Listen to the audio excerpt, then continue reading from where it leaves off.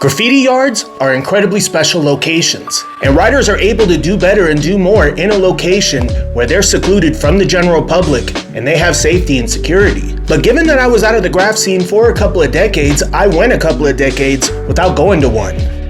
But that all changed last year in July when I went to a spot called Foundy. I've been living in the city of Asheville, North Carolina full time since 2021, but I've been coming out here to hang out with my wife since 2019.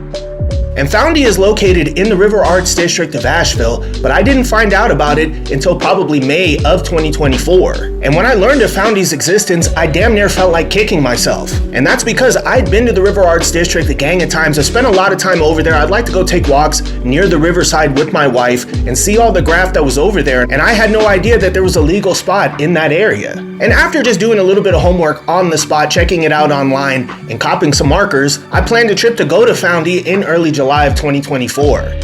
I've already done a video about my first visit to Foundy on my TikTok, and I don't want to rehash what I said in that video, so if you want to hear about this experience, go and check that video out. But it's still very important to say, as soon as I parked my car, got out of my ride, and hit Foundy, I was flooded by a lot of feelings. By the point that I went to Foundy, I had lived outside of San Francisco for about 9 years and hadn't tagged in about 26 years. And there were memories and there were feelings that I was very disconnected from, that I was very locked out from, despite them being my experiences and my memories. But all of those came back, and I felt things and experienced things I hadn't felt in a couple of decades, just being there and catching a tag with the marker. But there was one thing that I experienced in particular that was amazing to me, and that was reliving the memory of the last time that I was in a graffiti yard with the homeboy C4, which is one of my favorite memories, period. And after going to Foundy, I was resolved to go back as often as I could. I copped more markers, and I copped different markers, and any kind of marker that I ever thought about using, I copped, and I brought it over to Foundy, and I started going there a couple of times a week. And most of the times that I would take a trip over to Foundy, my only motivation was just to be there. I wanted to be in my own element. I wanted to be in a place where I felt like I belonged, and I wanted to be surrounded by graff. And I would go there sometimes and maybe not even hit anything up, but just be in that element, see the art all around me, and connect with it. And each time I went back, I felt more and more connected to graff and felt more and more connected both to San Francisco and to myself. And this kept up for the next couple of months until late September, when I heard a warning about something. And more specifically, I heard a warning about a tropical storm that was incoming to Asheville. When I first heard about this tropical storm called Helene, it sounded like it was just going to be some heavy rain and some heavy wind. And in Asheville, it rains all the damn time anyway, so that didn't seem like too big of a difference, and I wasn't all that concerned. And the day before the storm hit, I went to the supermarket and saw fools in full panic mode. Fools were buying up everything that they could. Paper towels, toilet paper, bottled water. It seemed like a replay from the pandemic, and I felt like folks were putting a little too much on it. But I copped some waters and felt like I was prepared, because I felt like this storm was just gonna be whatever. And to put it very simply, Hurricane Helene was not whatever. It ended up being the deadliest hurricane to hit the United States since Hurricane Katrina. And when the storm officially hit Asheville, it woke me and my wife up, and we heard some incredibly heavy rain. We saw that rain coming down sideways, but to be honest with you guys, I don't remember a lot from that night. And that's because, as somebody who has PTSD that's been through a lot of traumatic stuff already, my brain has a tendency to shut down and black out when I'm experiencing new trauma. And to be real with you guys, if I do something as simple as just go hand to hand with somebody, I'm not gonna remember a damn thing, and this is what happened on this night. So with no recollection of really anything that happened, I woke up the next day and was surprised that we had power, but instantly found out that my mom didn't.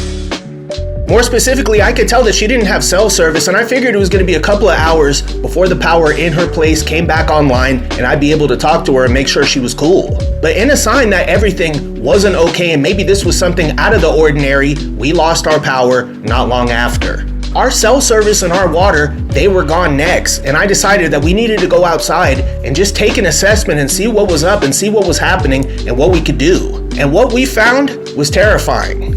Power lines were down, trees were blocking the roads in a lot of places, and people's houses were visibly destroyed. And possibly most unnerving, there wasn't a sign of anybody anywhere. There was nobody out there directing traffic. There was no traffic lights that were working. And we realized really fast that we were gonna have to figure out everything for ourselves by ourselves. And due to the lack of power, lack of cell service, we also had a lack of information. And what we didn't know on that first day was Buncombe County, and Asheville were some of the worst places hit, period, anywhere that the hurricane landed. And it took a couple of days, but we came to understand that dozens of people in Asheville and Buncombe County were missing and dozens were deceased. And one of my wife's co-workers' brothers-in-law went missing and ultimately lost his life because of Hurricane Helene. And while we might have heard sirens all day, maybe 20 or 30 times a day we heard a siren cry out, we never saw any first responders in our area. And we also came to understand that that's because they were in places that are much harder hit. And if Asheville and Buncombe County were some of the worst hit places by Hurricane Helene, this is especially the case for the River Arts District, which ended up getting completely destroyed. And it took me a couple of weeks to just bring myself to want to go out there and just see what was going on at Foundy and in the River Arts District. And when I finally went out there, the first thing that I was hit by was the smell.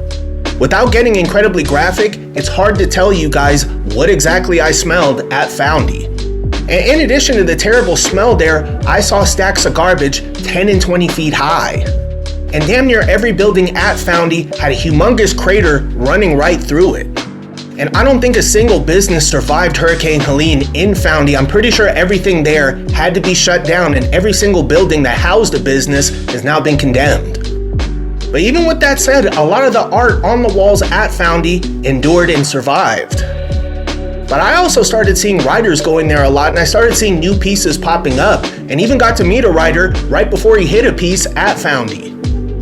And in this post-Hurricane Helene era for Foundy, I can say I still felt connected. I still felt what I needed to feel when going there, but I started picking up on something else there my last couple of times of visiting.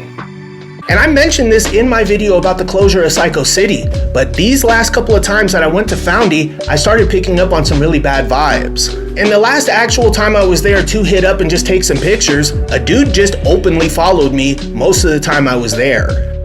And this kind of behavior let me know that they were probably going to stop people from going to Foundy and not let people hit up there, not let people even just physically be there.